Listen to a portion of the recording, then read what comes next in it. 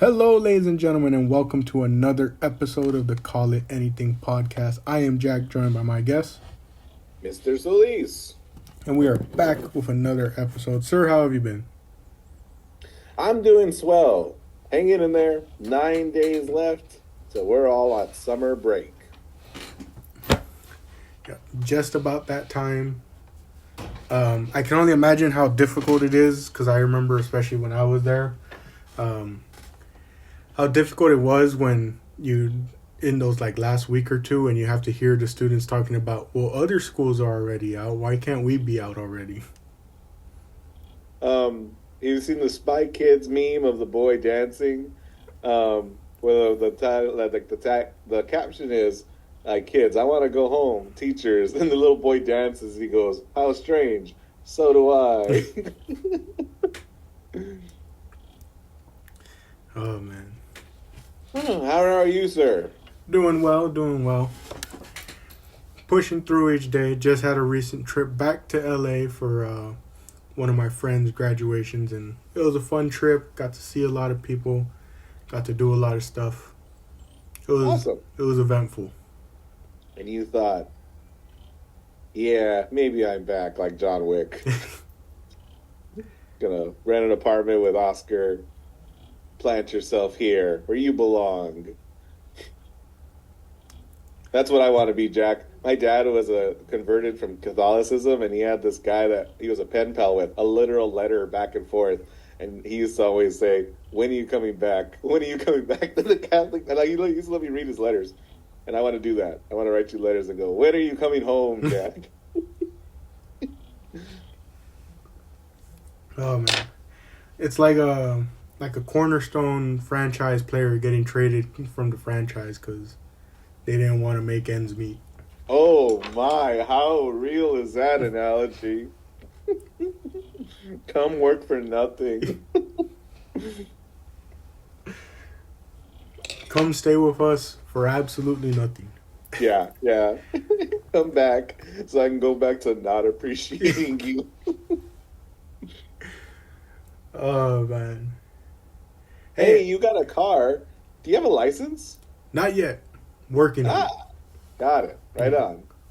Yeah, we're working on it. Right now we're doing some repair work on the car, and then we're going to be right back to driving it. And then getting better each day with the experience. I've already started driving more, even like on the little highways we have. You can avoid the obstacles that Arizona has, like maybe the errant cow, transformer. Well, I can practice with traffic cones because of all the different construction work that's supposedly getting done, but those traffic cones have been sitting in that area for like a year now, and you maybe see one or two workers standing around. It's like they set it up for me to practice, like... Right on. How nice of them. Yeah, I even got practice on one of the highways that gets up there to like the 70s, so... Oh, nice. Yeah. Oh, that's great. I honestly can actually vividly remember what 40 felt like for the first time. And I was like, this feels illegal. It feels like I'm running away from the law. Yeah, that's the weird part, is that a lot of places here, they're either 45 or they jump up to 65, and it's like... Like, that feels like such a weird jump in such a short amount of time, or like such a slow, like such a quick decline. Because, like, that's why a lot of people end up getting in traffic issues, is when they're coming down that main highway at 65, and then they get into town and it immediately drops to 45, and it's like... That happened to me on my way to Idaho, and I'm going to take that trip again this summer. I'm on a highway. It's a highway, but literally, in a blink of an eye, the same road I'm on. It's not like I took an off-ramp. It's not a highway anymore. Like, all of a sudden, there are little buildings on either side of what I thought was a highway. And I got pulled over. I forget where, but the dude was like, yeah, that happens all the time. Like, you didn't you see the signs? I was like, I didn't know what to make of those signs. They were like, get ready to slow down. I was like, slow down for what? This funny Radiator Springs looking stretch of town that was like, yeah, once you get to here, you're speeding like it's real dangerous. I was like, I mean, okay. Literally, I drove past like the post office, the church, and like, the market. I was like, what the heck? Oh man, yeah. The one thing I'm trying to work more on is parking, obviously, Mm. and then like more bumper to bumper traffic. But Mm-hmm. it's difficult because the way people drive here, it's like you'll rarely have anyone in front of you because they're going 10, 15 over the speed limit. Oh, fun. Oh my. And then you could be doing 10, 15 over the speed limit. There will still be someone behind you saying you're not going fast enough. Hate him. Tell him, Jack. Hold the line. You go, hey man, you do you, and I'm gonna do me, and hate to be you. I'm not changing up. This guy comes up behind me, and I go, "What do you think I'm gonna do?" Like, Oh, man. But it's funny that analogy of come back and work for me and do nothing can be used for a lot of people in WWE. oh my, how true, right? That was the first thing that came to mind when I heard you say that. Mm-hmm, And I was like, hey, that sounds like the perfect segue. Excellent. We're here to talk about AAA, Noche de los Grandes, right? We wish. We're here to talk about AEW, Double or Nothing, right? Would probably get more views. We're here to talk about the Raw after this pay-per-view, PLE. Unfortunately, we have to talk about that PLE before we get to any of the other stuff. Okay. Well, surely they're going to live up to the high quality and standards they've established with this Clash at series. Remember when they were in France? Well, that was a good one. And remember when they were in Wales? I think no, Drew's Welsh. They were in Scotland. No, where were they? How many of these clashes have we done? Yeah, I'm about to see. Let's see. Clash at the Castle. Oh, that's right. They put the castle in the title. Yeah, for 2022 and 2024. 2025 was Clash in Paris, and then 2026 was Clash in Italy. Yeah. Let's see.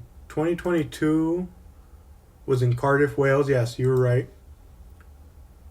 And then what about the 2024 one? Is that France? No, France was last year. Oh, you're right. Clash in Paris. Oh, yeah, 2024 was Glasgow, Scotland. Yes.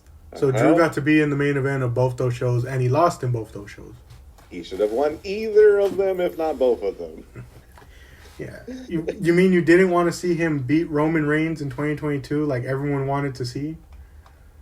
And then they made the godly mistake of not cutting the feed, and we got to watch Drew McIntyre, after losing one of the biggest matches of his life, start singing with Tyson Fury in the crowd like nothing happened. Can you imagine, Jack? They just introduced Solo Sikoa and that night. Like, they were just getting started. Yeah, looking back on this initial Clash card is like, it's crazy to see some of the names that get mentioned that were on this card. Like you said, it was Solo's debut. Damage Control. Damage Control, I think, was making their debut after forming at SummerSlam. That's right. Dominic is pre-Judgment Day because he turns on his dad and Edge. And Edge. This is the Balor and Damian Priest Judgment Day. Wow. Seth Rollins in the penultimate match is beating Matt Riddle in a 17-minute match. And we give a hard time to the Bloodline in this never-ending story, but look at that. Judgment Day showing up on this show in a certain incarnation. And the highlight, Gunther versus Sheamus. Sure was a highlight. Heck yeah, match of the decade candidate. Yeah. We should go back to 2022 and see if that made my list, because I can't remember if it did or not. I'm certain it made mine. But, yes, we are here with another iteration of the Clash series, this time in Italy. I mean, on paper, it's a somewhat decent card, but it's the lead up to a lot of it that has people, like, just questioning a lot of it, It's a night of rematches. Every match we're going to talk about is the second encounter between these competitors. Mm-hmm. So, I guess let's just get right into it, sir. We open with Cody Rhodes defending the undisputed WWE Championship against Gunther. Mm-hmm. And now that I bring that up, I want to go back to that Wikipedia page of Clash and find out, has Gunther competed at every single Clash event? At all three. No, is there four? This At would be the all fourth four. one. I Let's bet he see. missed the Scotland one because I can't remember him doing anything there. He did. So he missed that one. Was he at Paris last year? I think so, right? Because who did he face off? Nope, he wasn't even at the last one, so never mind. There's not a common theme there. Dun dun dun. Oh, They've well. done like, I feel like, you know what? He'll show up on like the Raw when they're in Europe. Oh, there Yeah. was Clash at Berlin. Is that a Clash? No, that one was called, I think, Bash. Funny enough. Bash. Bash. You're right. I want to see, is it Bash in Berlin? I think it's Bash in Berlin. Yep, WWE Bash in Berlin 2024. Well done. That was Gunther versus Randy. Uh-huh. I think I remember that one. I don't know. Or maybe I'm confusing it with their King of the Ring one. When it comes to Cody versus Gunther, I forget who you and your dad picked. Oh, I forgot to pull those up before. I believe we both might have picked Gunther. I think I picked Gunther. Because why not? Like, what's the deal with Cody Rhodes? What's happening? Like Roman's Roman, but Cody's Cody. I mean, why do you need two never-ending title reigns? Why do you need two? Why do we have to be doing the same thing with both of them? Why is there two? Do one cool thing with one of them and do the other Roman thing with the other one. Yeah. Frustrating company, huh? Gosh. Makes a man want to move to Arizona irrationally. Oh, man. But, I think... See, I'm trying to think of it like on top of my head. I think you picked Gunther. I think I picked Gunther. My dad may have picked Cody. I know I picked Gunther. I'll pull up your things right here on Instagram. Yeah, let's see. But what'd you think of the match? Yeah, your dad's on Team Cody. Team Cody, okay, yeah. I figured. I thought it was okay for the most part. Yeah, like it's two guys that aren't very spot guys, but I like Cody digging out the disaster kick, which he doesn't do a lot. Yeah, I know a lot of people similarly also kind of felt like underwhelmed in a way. Like, Oh, yeah. I don't know what it was about it. I don't know if it was the pacing. I don't know if it was the story going into it, even though they did have some like good promos, especially like the final closing one before the show like was pretty good. But it's like, I don't know, like despite it being probably the one match that, even though it's a rematch, even though like Cody's still early into his run, it was probably one of the ones that was like, yeah, this could probably be like a change and no one would complain. But it still like didn't feel that way during the match at times. And like, you know what else is like frustrating? Hard to be mad because people are just excited to have live wrestling and their favorite superstars in person. But like, it's like Canada Bizarro Land. Like Italy's going to cheer for Cody like he's the new hot thing, but he's not. But to them, he is because they're seeing him for the first time. Yeah. So I don't know. Like, so you know, I liked Gunther's repeated use of the sleeper. You know, Mm-hmm. I'm like, okay, this is harrowing because that's how he put a lot of guys away this year. Maybe this is it. Yeah, I don't know how to feel about it in a way, you know, like it's just a weird match to me, like Certainly not helped at all by the finish. Oh yeah, the finish was kind of weak. Like my dad and I were talking about it because it's like it feels like a way to protect, a way to prolong, and yet it's like probably the worst way they could have done it. You know? Oh yeah, SmackDown I don't think is doing very well wherever it is, and they're like, you know what we should do? Nothing. Like I wish I could replicate the sound of a balloon letting air out. I just need a whistle behind that. There you go. That's what I felt. I thought it was a mistake. I thought it was like he couldn't. Like I can't believe the ring general can't. Like how you gonna put Jack? You gonna put your foot under the rope, not like on top of the rope, like not on the second rope. Yeah. And that referee isn't gonna be anywhere near the ropes. Yeah. You know what's funny?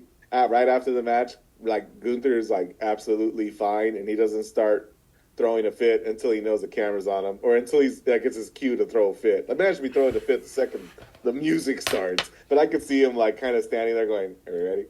Are you ready? Okay. What do you mean? What are you doing? Did you see my bleed? Oh my gosh! Look at my veins."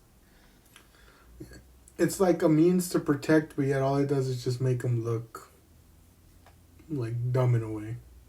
Mm-hmm. Hey, remember all that stuff we were saying about Drew? Certainly, we're not going to make that mistake again.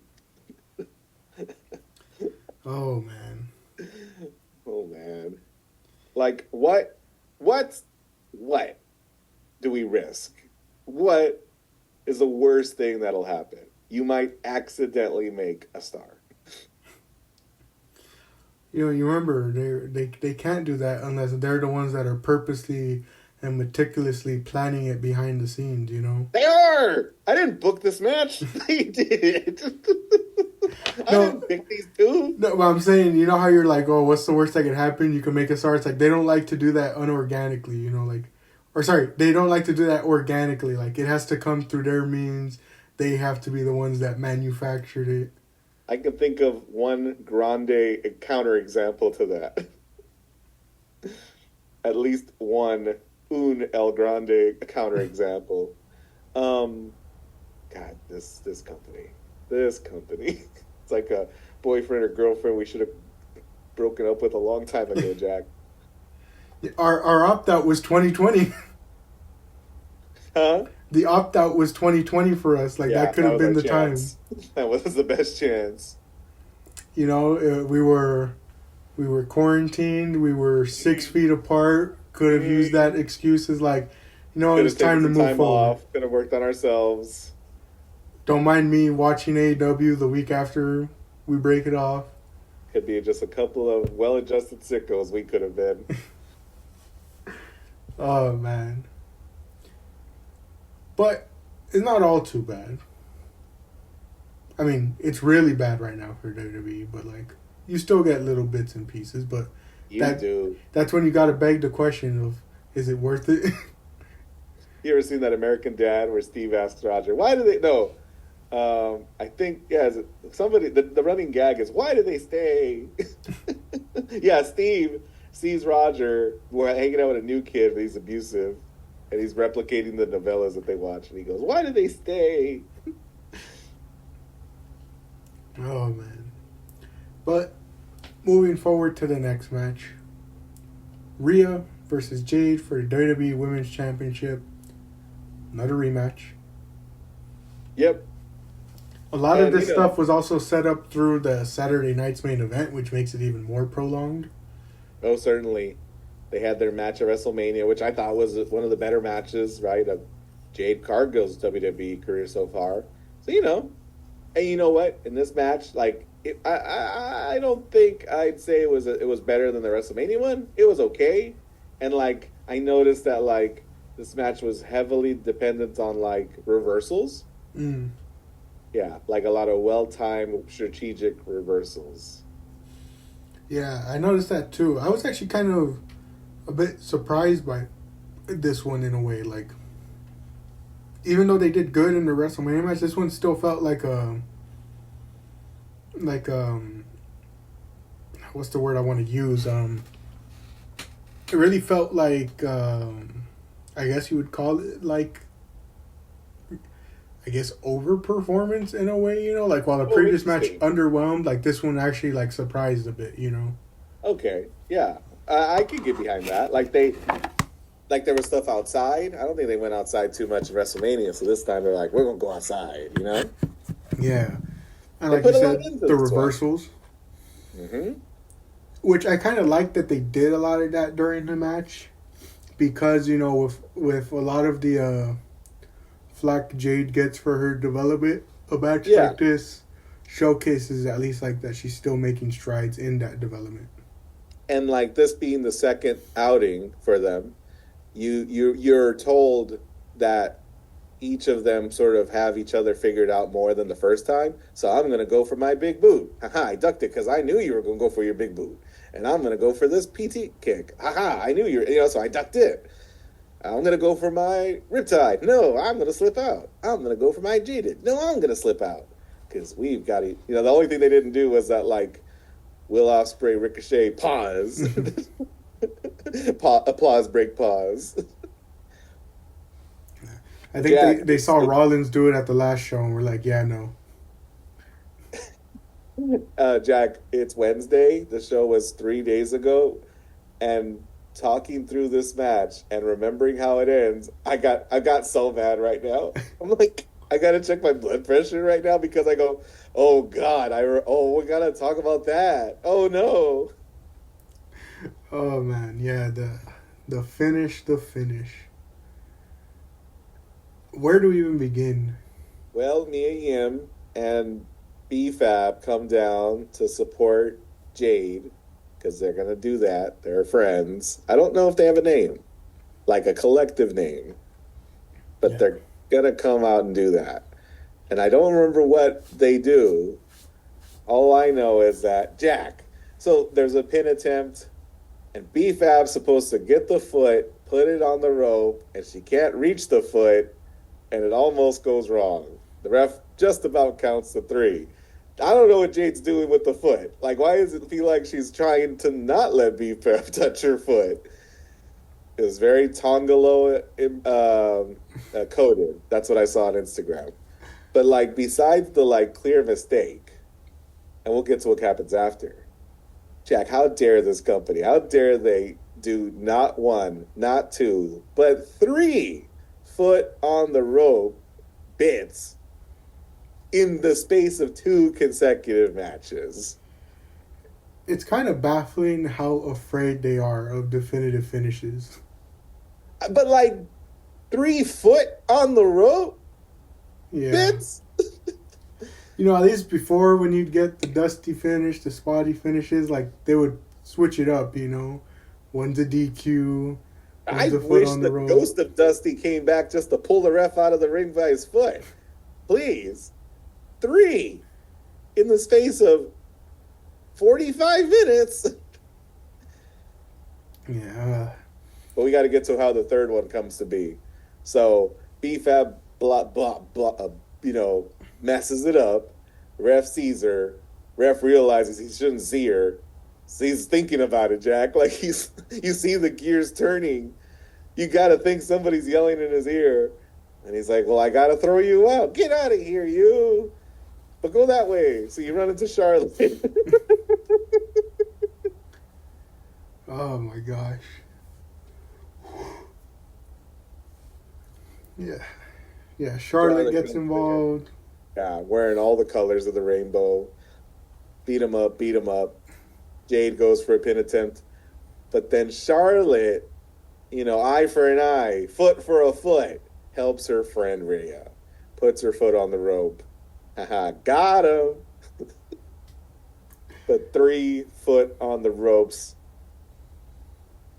This baffles Jade enough for Rhea to pick up the win With the riptide.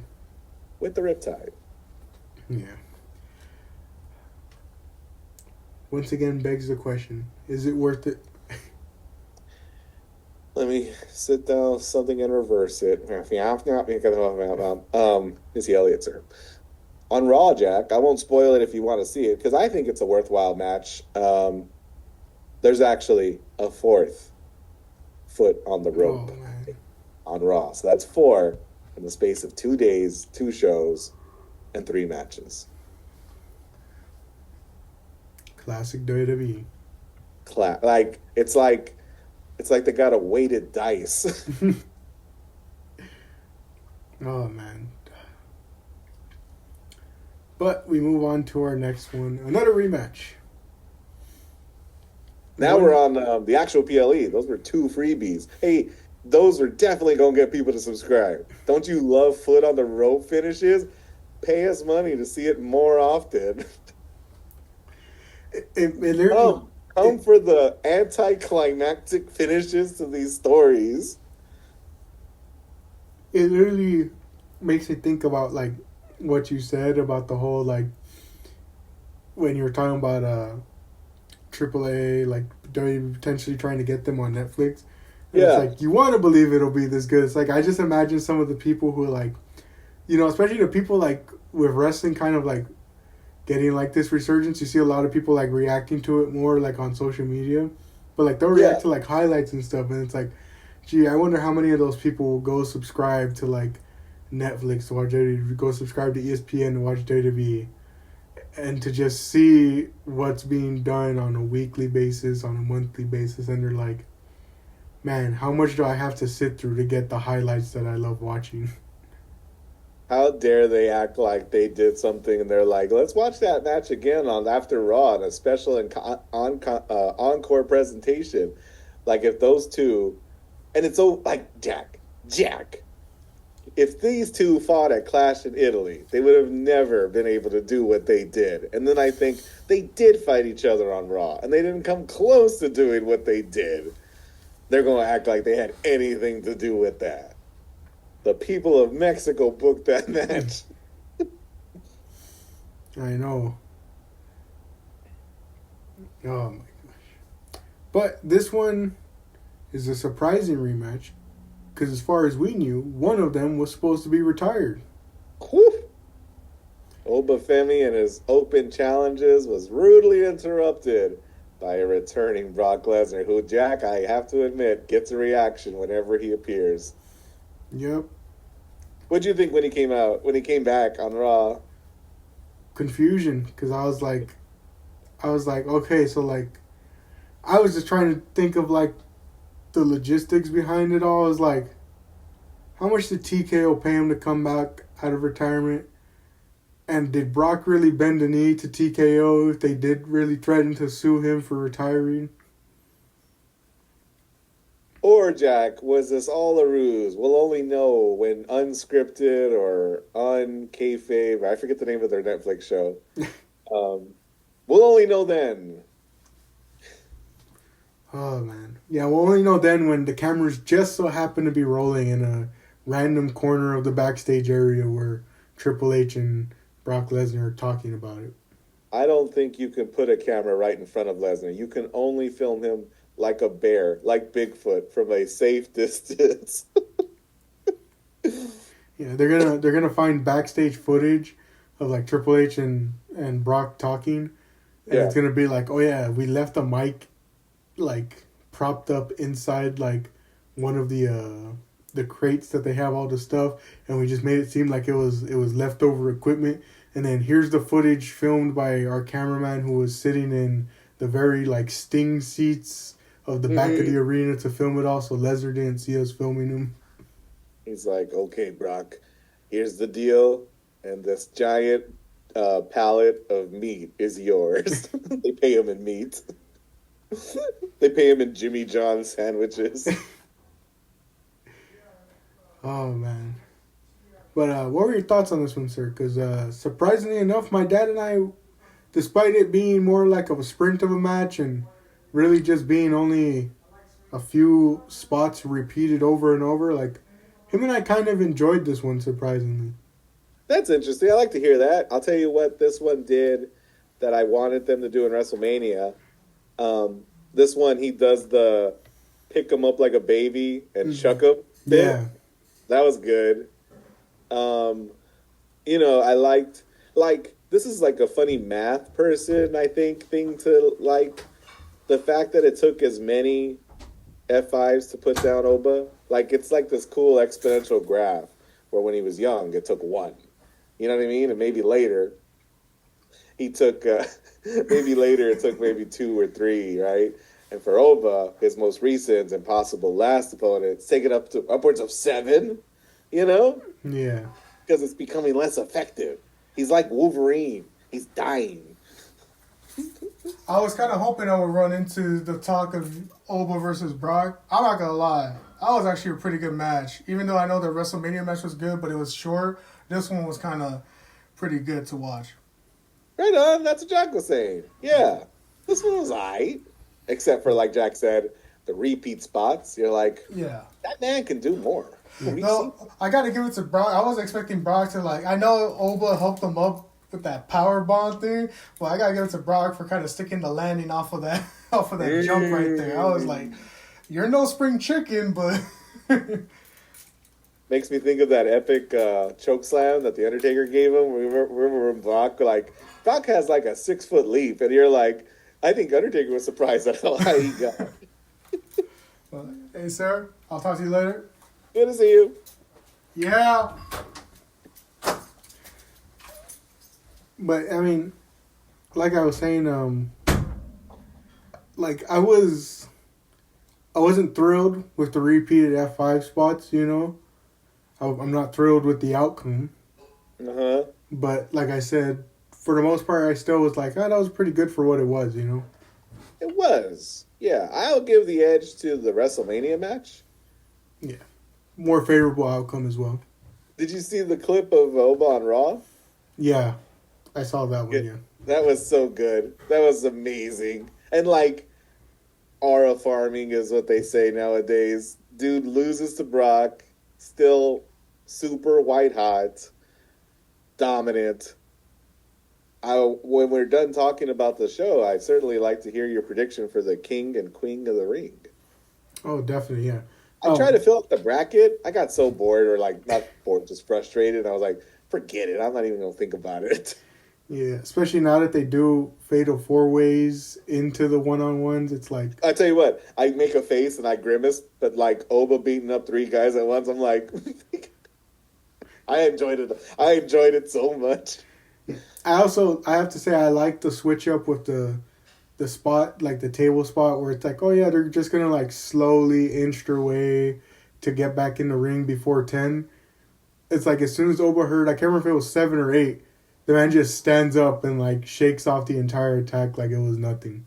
Yeah. This, I certainly knew Brock was gonna win. I forget what you and your dad said. I think we both said... You both said Oba. Yeah. You thought he was going to go 2-0. But no, Jack. It was 1+1. Hey, if Cody can go 3-0 on Rollins and I forgot who went 3-0 on Drew, I think it was, like, I could have believed. It's 1+1. Followed by a very loud beep on the podcast.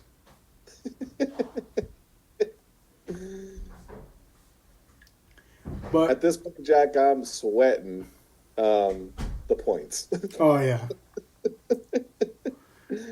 yeah. I'm not looking too hot at the start of this show because I had my eye on you, and I'm like, okay, I think I got Jack beat. But your dad is having a good night. Yeah, he's I think 3 for 3 as we speak. Yeah, because he went Cody. Did he go Rhea. Jade or Rhea? Rhea. Okay, yeah. So he's actually Oba. He's 2-1. Yeah, that's right. But moving on to our next one, this one was kind of a real toss-up. The Women's Intercontinental Championship, Sol Ruka versus Becky Lynch. I'll tell you right now, what influenced my decision was the Saturday night main event. Because I heard how bad the match between Sol and Becky was there, how there was a lot of mistakes, including when Sol was trying to go for her Soul Snatcher. And so because of that, I know the way this company works, or at least when they pick and choose how they want to work. And I'm like, after a mistake like that, they can't possibly like be willing to like go with Soul with this championship. You know, like that was kind of my thinking. Because I mean, I think even to Jess, was it last year or the year before when they did it to Lyra when her and Becky went over during SummerSlam and didn't have like also like that great of a match, and like they immediately like sent her down the card for her mistakes. Yeah, it's like that was my line of thing. I was like, they're gonna do the same thing to Soul. She just came up. She's already showing like she's maybe struggling a little to adjust to the main roster. Like after that showing at Saturday Night's Main Event, I can't possibly think she's gonna get the win here. I also saw people reference Lyra's sort of slip down the card, which, you know what? I didn't even notice. But they were like, golly, is what's going to happen? Is what happened to Lyra going to happen to Soul? I was like, what the heck happened to Lyra? And I kind of like, oh, sure, I guess. Oh, wow. Was that in response to something? I missed something, which is crazy because we talk monthly. I'm like, goodness. Yeah, which is funny because if you go back to that episode, I don't even know if you and I like said anything about that match, like to have even noticed like what went wrong. But of course, what revealed it? That unscripted show where they reveal like, oh yeah, like they went over time. Boo you, Jack. You knew the title. I made up titles, but you reminded me what it was called. Yeah, so it's like they start talking about on that show. People start showing it, and I'm like, I didn't even notice any of that stuff. I didn't notice they went long. I didn't notice the mistakes, this and that. This Soul one on Saturday Night's Main Event, I definitely noticed. But like, so, you know what's interesting about this match, Jack, that I couldn't not see. It was hard to ignore. I felt like Soul was taking literally an extra beat to set herself up for any move, for every move. Like, before I springboard, I'm just going to do an extra bounce to make sure I got my footing for literally all of the moves.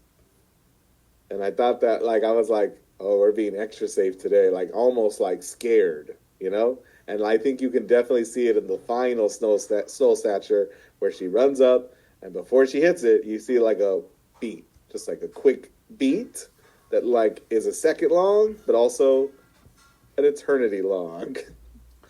And it makes me wonder, you know, when I brought up the whole adjustment to the main roster, like, I wonder if it's the way the ring is, you know? Is the ring bigger than the NXT one? Is it the way they set up the ropes on the main roster different? And interesting. If stuff like that is true, then it begs the question. If NXT is supposed to help prep them for the main roster, why are we using a different ring, a different rope setup, you know? Like, and again, that's just speculation because that's just me wondering, like, why is it that some people make the jump and they have trouble adjusting to that main roster? You see them not be able to hit moves as well, you know, and it's like, it makes you wonder, like, are things set up differently? And if so, why would you bother to have them differently if the point of one show is to set them up for the main show? My headcanon is, you know, every time she hit it, it looked good because everyone knew where to be. And it only took one to rattle her. And then she's like, you know, kind of like a traumatized, like, race car driver who can't get behind the wheel, like Talladega Nights. Yeah. And it could also be a thing if she's so, because of how long Soul was in NXT, she was so used to her dance partners always knowing where to be, that now she's having to work with a whole new crop of talent that is like, hey, this is our first time working together. I'm not sure, like, what the setup for this is. And we can practice it all we want before the show, but that's not enough practice. That's another thing, Jack. I wonder who's missing practice, who isn't practicing as much as they should, Jey Uso. You heard it here first, ladies and gentlemen. Jack says Becky's the problem. That's what Jack just said. And that's not just me saying it. Jack saying it. It's funny you bring up podcast is saying it.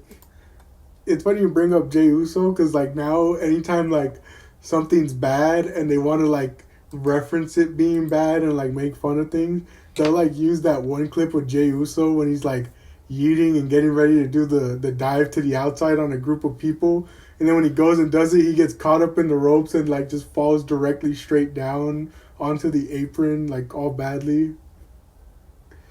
And the WWE know it too, because they currently have him doing nothing. Oh man.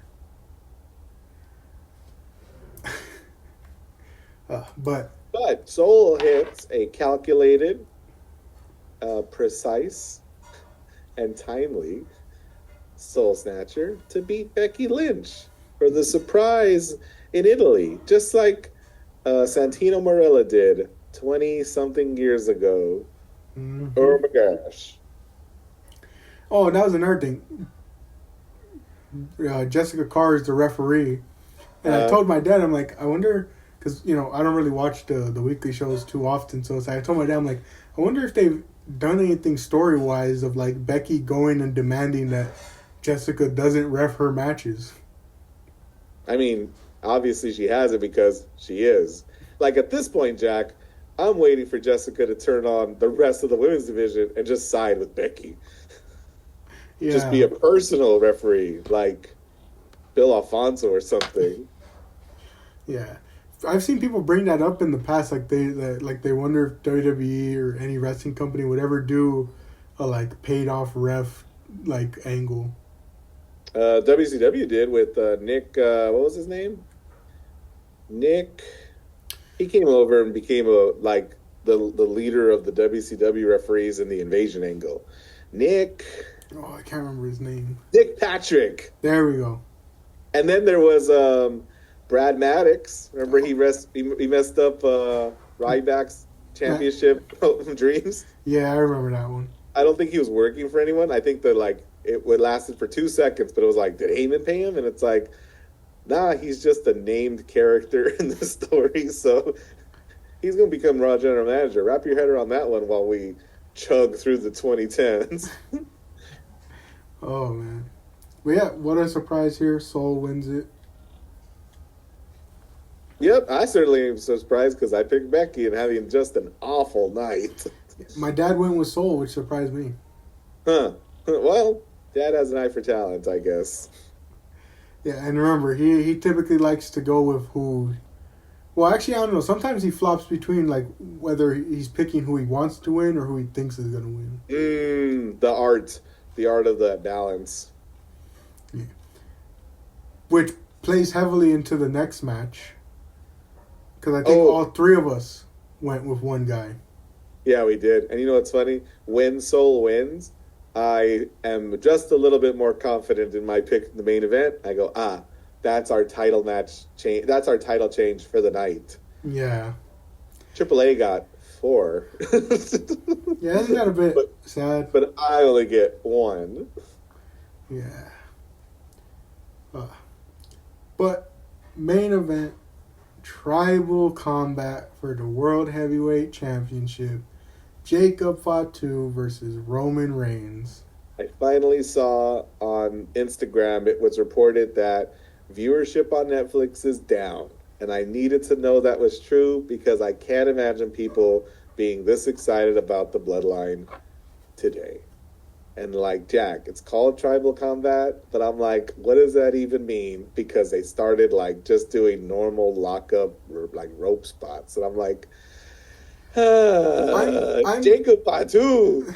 I'm confused too because I don't remember if it was the first or the second time that they had done tribal combat, but like I could have sworn they had said like, oh, none of the family is allowed to intervene, this and that. And then in that match, like the family members intervened. Like I'm pretty sure like the Usos and Solo got like involved and stuff. And I was like, I could have sworn at some point they said they weren't allowed to get involved. Well, not to flex my nerd muscle, but they're in the first one, Jay versus Roman, when Jay had a backbone and talent and potential. Jimmy, under a mask, interferes, which was really when this Samoan shark, when we jumped this Samoan shark, because you know what I mean? Like he wasn't aligned with Roman, but he interfered. And then the second one is Solo versus Roman at the first Raw on Netflix, and I remember that one being entertaining, but because I think people interfered.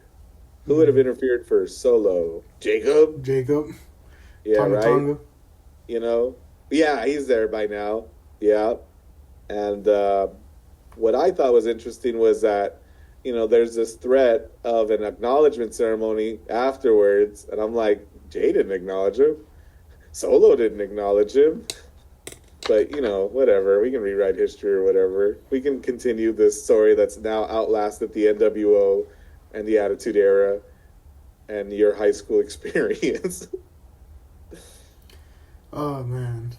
I mean, at this point, I wouldn't be surprised. This is another common one I see. I wouldn't be surprised if this whole bloodline story hasn't outlasted the Confederacy. Woo, woo. Jack with his history knowledge. Hey, one for Mr. Soto, Hey, one for the acknowledged Soto. Put him up for Soto. But yeah, that's another common one I see when people are like that. That one's more as a shot like at the Confederacy when they're like, yeah, these things have lasted longer than that. That's incredible.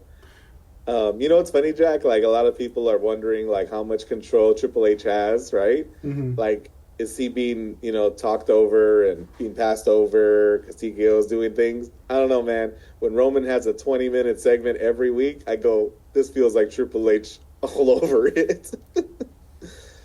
Yeah, more promos from the game. They were so long, Jack. I remember tuning away from SmackDown. He starts talking. I watched the whole episode of Simpsons, and I tuned back in, and he's still in the ring, Jack. I was like, this is unbelievable. Oh, man. But I brought up the whole thing because of my dad. He picks Jacob for this one. He goes, I don't even care if it's going to happen or not. I'm just never picking Roman. And I do the same thing because even though I know what this company's going to do, I do it, especially because I was vindicated once. You remember? Bronson Reed versus Roman Reigns. Everyone else said, oh, yeah, this is obviously a Roman win. And what happened? Bronson came out on top, and I was the one to pick him. Yeah, so you guys went Jacob, and I went Roman. Yep, and I mean, just like what else? It's like hard to ignore, Jack.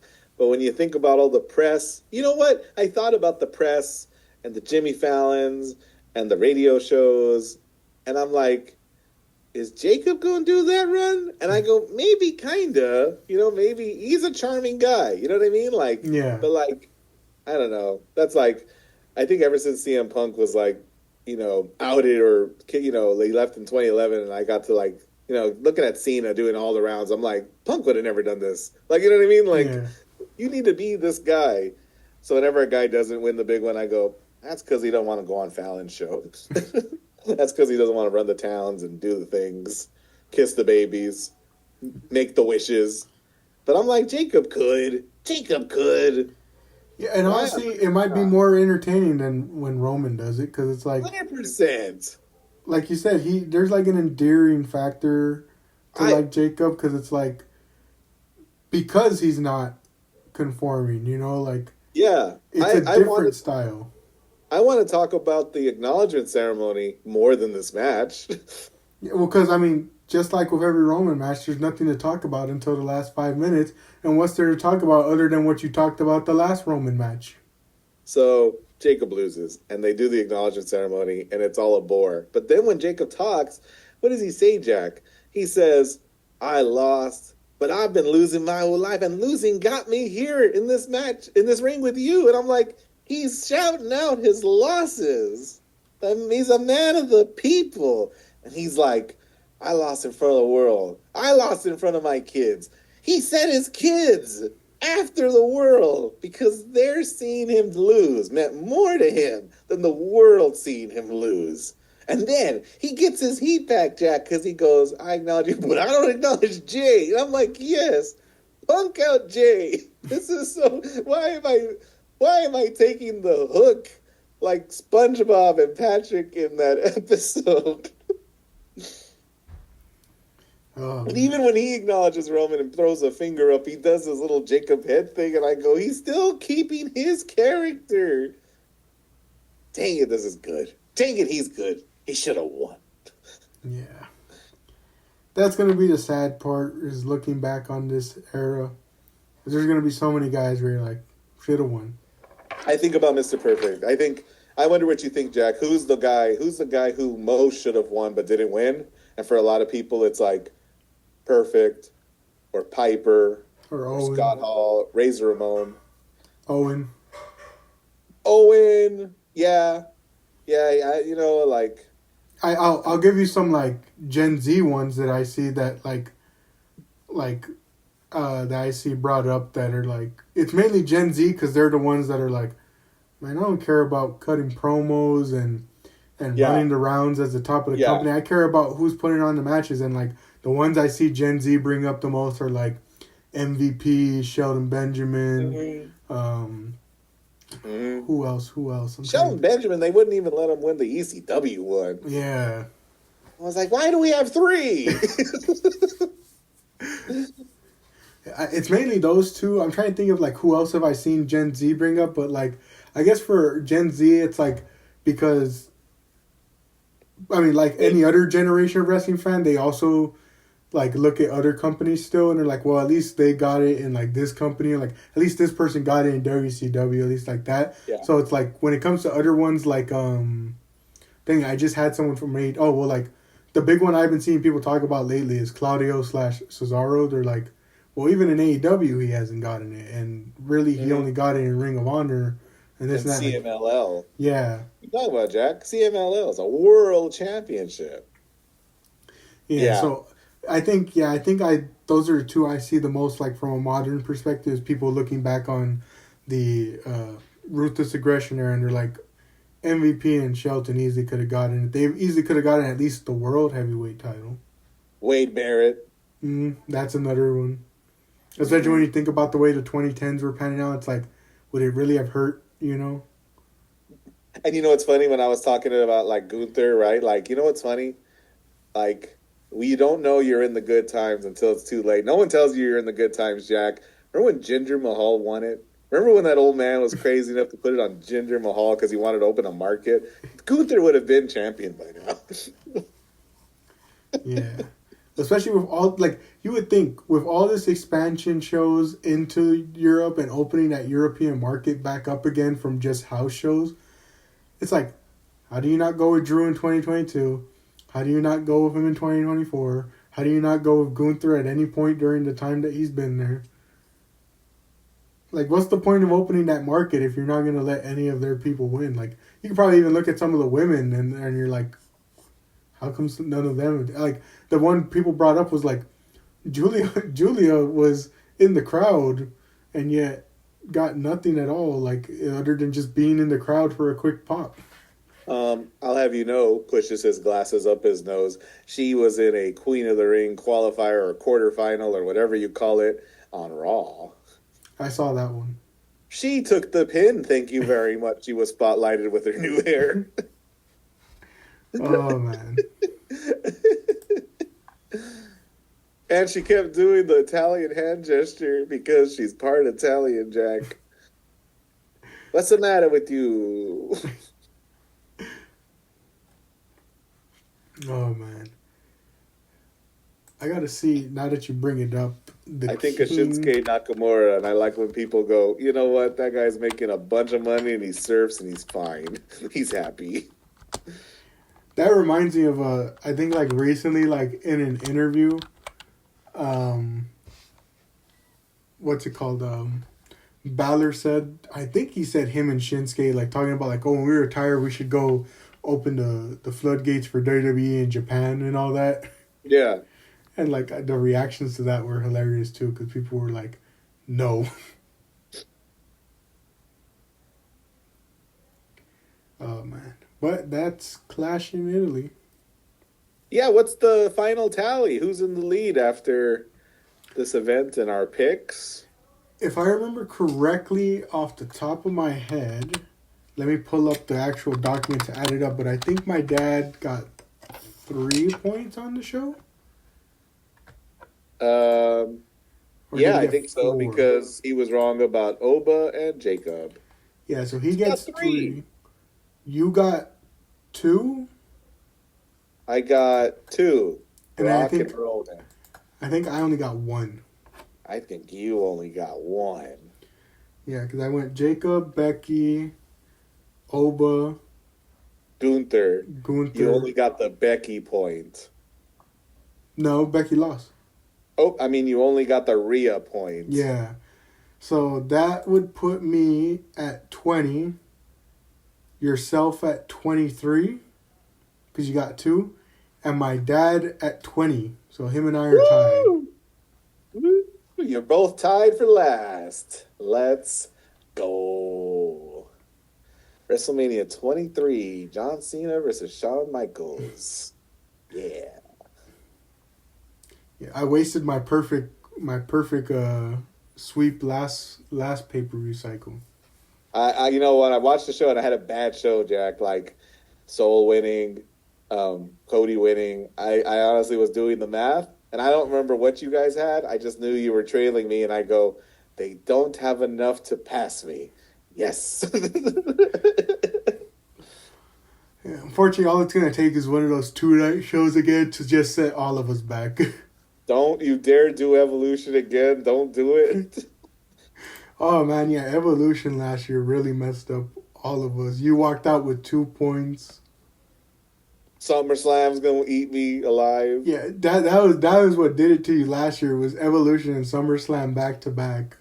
Goodness. Well, the next event, Jack, is Night of Champions from Riyadh. We're still going back to Riyadh, huh? And we got our tournaments, the King of the Ring and the Queen of the Ring. Jack, who do you think is going to be the King of the Ring and challenge for a championship at SummerSlam? I mean, so let me think. I'm looking at the bracket. Someone has to go against Oba. Yep. And I think my dad told me Braun Breaker already got injured again. I saw him limping in a video. Yeah, so I don't know if he's still going to be in that match against Dominic, Trick, and Damian. Whoever gets, he might get replaced. But even then, I'm trying to think who wins it from there. And I don't see them beating Oba, so Oba might go to the finals. I'm trying to think who he would face off against in the finals, though. But my prediction is that Oba probably loses because Brock gets involved. Yeah. Because if not, Oba wins here, but then what happens with his rubber match with Brock? Like, you would think that has to happen at SummerSlam, and he can't have that match at SummerSlam and then also challenge for one of the titles. So I think Oba makes it to the finals, but Brock interferes. But I'm trying to think, I'm looking at the right side of the bracket, and it's like, I'm trying to think who to pick, because it's like, one match is Balor, Royce Keys, LA Knight, and Jey Uso. And then I think Tonga and Ricky Saints already got replaced by Drew and Sammy, I think, is what I saw. I believe that is correct. So it's like, I don't know, do we think Rollins makes it? But then it's like, if Rollins beats Obafemi, like, what, are we getting him versus Cody or him versus Roman again? Like, I'm trying to think, like, I want something new, but I'm looking at this bracket, and it's not giving me the answer of what's that something new. I have a sinking feeling that it's going to be Rollins, and I was 100% in line with you, Jack, that Brock costs Oba, that it's Rollins, but this, LA Knight has been coming up a lot and speaking with the clarity and the, conviction of a Kevin Owens. Even calling out Adam Pearce as to perhaps favoring the bloodline, right? Did you see him? Did you see that part? Yeah. Did you see when he caught his hand mid-point? He says, "What's this? Is this you acknowledging your tribal chief?" I'm like, hey, man, let's do this. Let's do Knight, the King, challenging Roman at SummerSlam, and then beat him. And then do it. Yeah. For your brother. Yeah. For your dad. Yeah. For everyone who's had to sit through this 4-year saga. Yeah. And then he beats Jay to get there? And how mad is Roman going to be when Jay couldn't put away the man? And he'll say, "This is all your fault. You didn't beat him on that weird-ass SmackDown that this match is going to take place on." Yeah. who do I want to go? Because I like that idea, but it's like I know this company. I mean, at the end, I am noticing that this company is doing a lot with Knight while not doing a lot. Like it's subtle. I may be giving them too much credit, but it's like this. Remember, we used to get real excited about the stuff happening in the background. Yeah. Stuff in the background is not happening in the front, and he's calling out Jimmy and Jay, and he's like, "Ah, so you're doing this again, huh? Right?" And he's like, "Hey, whose side are you on? Hey, do you remember all that stuff? Do you remember the last 4 years?" And I'm like, golly. And he's so charismatic, and he'll do the rounds, and he'll talk to the Jimmy Fallon. Yeah. Or watch Braun Breaker. You're like it's just a slight injury, so he can still compete. And then they have him interfere in his match with Oba. They have Brock interfere in that match, and so it's Braun versus Rollins in the finals. Breaker and that Vision group is going to be struck by lightning indoors if they keep this up. Now, I like the LA Knight idea. I think if I had to give an official prediction, though, I think Rollins probably. And again, let Rollins beat him. He came the closest before Cody. Yeah. Rollins, I don't think Reigns has beaten Rollins. I think he beat him by DQ at that Rumble when he showed up in the Shield gear. Yeah, I know. Didn't they have another match though where he beat? I can't remember now. Like too many Roman matches have happened that they all blend into one another. You know. They sure do. They sure do. The women's one though is what I'm looking at, and I'm trying to think. So Io's already moved on. Yeah. It's weird because the bracket, I don't know what you're looking at, but it looks like singles matches, but they also are doing the 4-person bracket. Yeah. It's like, who messed up the bracket? Who botched the bracket? I'm trying to think who's it going to be on the left side, but I think I want to make a bold prediction. Here's the devil. Okay. See, this is weird because they have Sol, who just won the IC title, and then Lyra, and then Charlotte and Jade all in that one match, and it's like, I could see Charlotte and Jade taking each other out of the equation, so at least Lyra and Sol, and it's like, I could see Lyra winning and setting up a match between her and Sol for that Intercontinental Championship down the line. Ooh.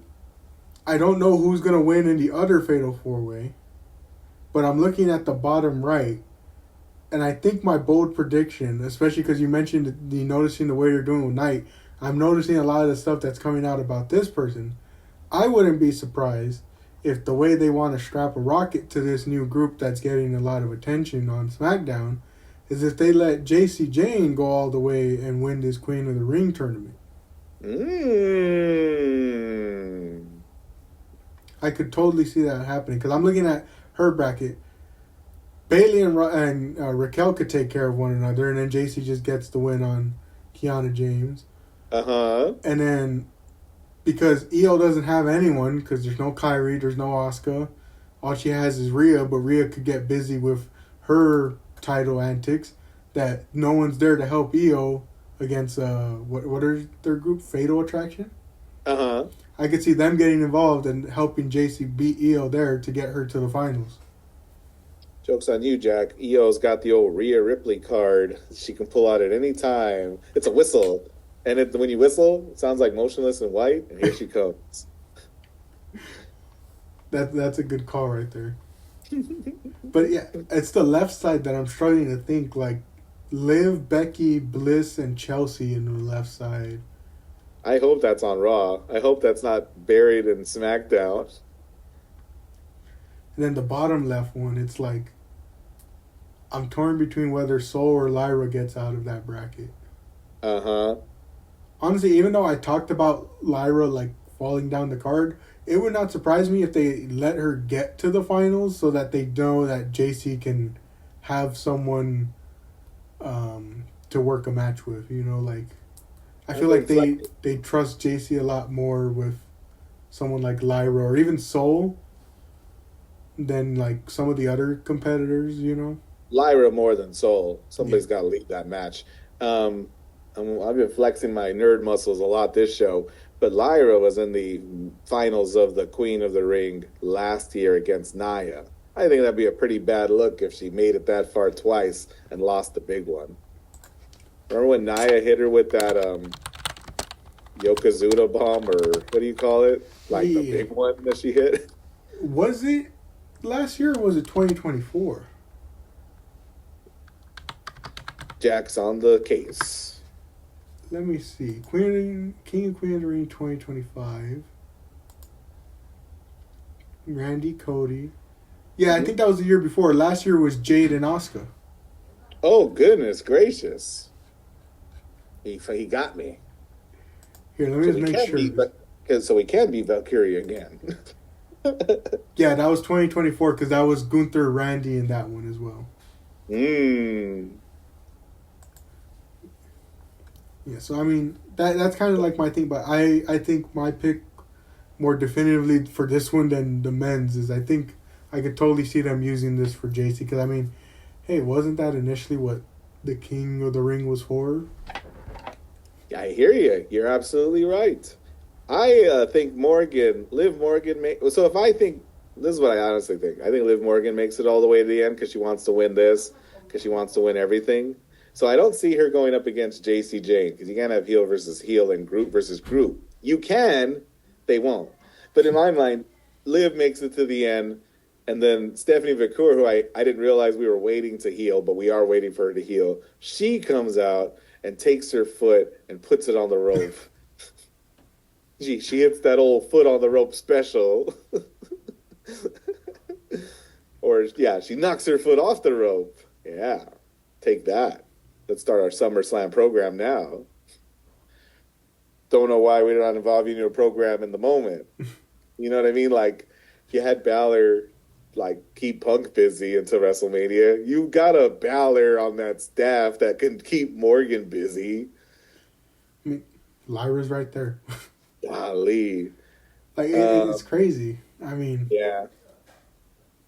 I think, was it last year? Or was it 2024?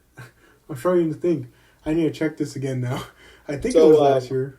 I think I thought Morgan versus Io in the finals, and Io wins. Because Io wins everything. Because no one's ready for Io. And then you set up her and Rhea.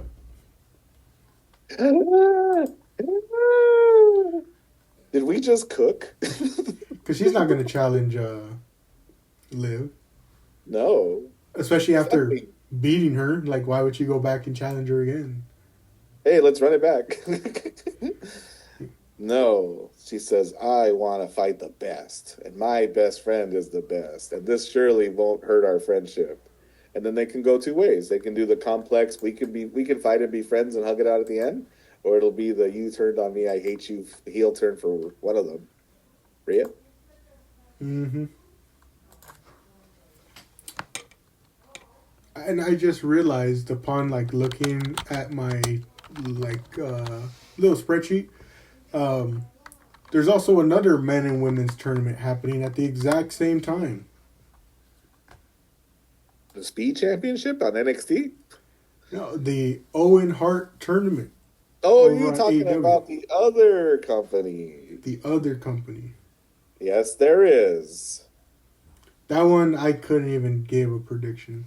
But I just figured bring it up because it's crazy. They're doing it at the same time. Yeah, and I wonder if King of the Ring. I think you're right. Like it's good time had by all. I think the favorite to win is Will Ospreay because that'll allow him to challenge for the championship in Wembley. And it might be MJF. Could it also be Kenny Omega? Yeah, I am wondering what direction they're gonna go. Yeah. Speaking of which, they recently did something. I mean, we talked about it, I think, on the last show, but they did something that you're always saying that WWE won't do, and that was throw the belt on someone for a moment, and it was Darby. Threw the belt on him, and he had more he defended that belt more than like anybody WWE has like all year. Yeah. Real great reign from him. It was. I missed the entire thing, but over the summer when it starts in 9 days, I might go back and watch the Derby Championship matches. A lot of them are worth it, I'll tell you. The Ciampa match was real good. What was another one? He fought against Brody. He fought Brody against was good. who did he fight on the golf course? Pac. That one was fun just because of the setting. Let's go. Yeah, that one was fun because of the setting. And watch those, like, just binge just those matches. Yeah, that one, because of the setting, is a real good number 10 contender because it's like they just went out there and used that unique venue to their advantage. Goodness gracious, Jack! In the spirit of like our top 10 lists, like Will Ospreay versus Samoa Joe. Like I said, Will Ospreay is the favorite to win the tournament, right? I love when Samoa Joe has to lose. He's like, oh, I'll lose, but I'm going to hurt you real bad on the way there. Like, I'm like not pulling any of my punches. Everything I'm elated that thick on the way to this eventual loss. It's like, you're like, yeah, I'm sure that's how and why he agrees to do these things. Because he's like, I'm going to come out looking even better. He's so good. Yeah. It reminded me of that match against Punk. You remember that one? Yeah, that was fun. Like, again, the match he was always going to lose, but he goes, but will I? Yeah, they counted 3 on me, but which one of us really lost? Yeah, he's going away to do some more filming, I think, and it's kind of upsetting because it's like he's alluded that this might be his last year or maybe next year, and it's like you're alluding that you're going to be hanging it up soon, but can you like postpone some of this stuff, please, so we get more of you? Like, you just came back, and now you're gone again. My friend was so mad at Brock Lesnar coming back, and I was just like, no one retires in wrestling, Joe, except Uncle Ben. Have you ever heard that line? Yeah. I'm referencing, of course, the philosophy that no one dies and stays dead in comics except Uncle Ben. And then for the long-standing time, it used to be, what's it called? Jason Todd. Ha, ha, ha. Alas. Oh, man. But yeah, I mean, AEW's been pretty good. I'm expecting the tournament to not go any way that I described it for WWE. Yeah. Unfortunately.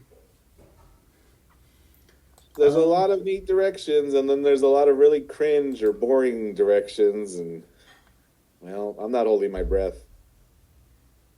Who's going to win the Best of the Super Junior tournament I haven't touched? Don't look nothing up. I don't even know who's in it. Oh, it's your who's who of, it's your who's who. I think the only people that, like, are new are Jun Kasai and Daisuke Sasaki. Yeah, I'll cherry pick matches in the summer. Definitely. Mm-hmm. And then the G1 will come along, and I'll see, like, who I want to watch for that. Aleister Black. Because no one will take him. I'm like, he's either going to go to MLW or Japan. Oh, man. I tried to watch MLW because they're on YouTube again. Mm-hmm. Fell asleep during Austin Aries versus Trevor Lee. Wow, what a match. I like literally started it over and fell asleep again. That reminds me of like some previous matches where it's like I'll go back to like rewatch them for the sake of like the podcast, and then I still don't pay attention to them on rewatch. Yeah. This week it's gonna be, get this, Bishop Dyer and Dijak versus the Good Brothers. And I think I've had this thought of, man, remember the 90s when guys would protect their character and try to get away with doing as little as possible and make the most money as possible, like Kevin Nash status? You got 4 Kevin Nashes in that match, and I bet it ends in DQ. Oh, man.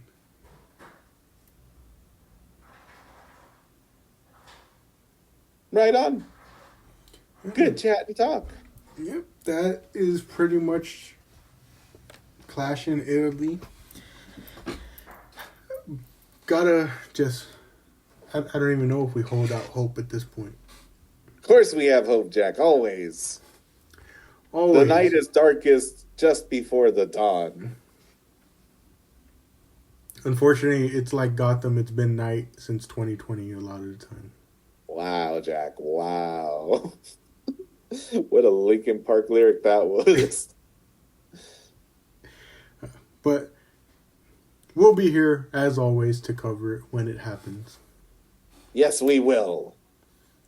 And then we enter the summer, which is usually when wrestling likes to heat up because there's just so much that goes on, especially now with the addition of like All In every year and SummerSlam and the different tournaments. Yeah, WWE, they definitely did it more 10 years ago. But there is a potential for something big to happen in June to shape the story for the summer. It's like when Nexus debuted. It's like when Punk beat Cena. It's like, you know what I mean? Like, yeah. I hate that they're selling tickets to SummerSlam. Like, I hate that, like, we have all these events, but they're like, don't forget SummerSlam. I'm like, God, stop. Please. Let me look forward to tomorrow. But, hey, you want to sell that place out? Make it worth our while. Make it worth our while. Yeah. I'm eager to see what they do, especially because it's like, it just feels like at times, in some ways, things might like be reaching like a boiling point, like with the fan base, with the way they are feeling towards TKO, towards Triple H. Like, it really feels like things are brewing. I think so too, Jack. And even if they're brewing amongst us and amongst fans, I think the real brewing that they need to contend with are two points of interest, and that's ESPN. And they're being sued, Jack, because people weren't clear about whether or not they needed a subscription. So that's going on. And Netflix. Somebody should be upset. Somebody should be asking questions. Yeah, oh man, Netflix. They're like, hey, how come we don't do the mask versus mask match? Like, how come it isn't that exciting all the time? Like, yeah, we didn't even talk about that. What a match that is. You know why we didn't talk about it? Because we're saving it for the year end.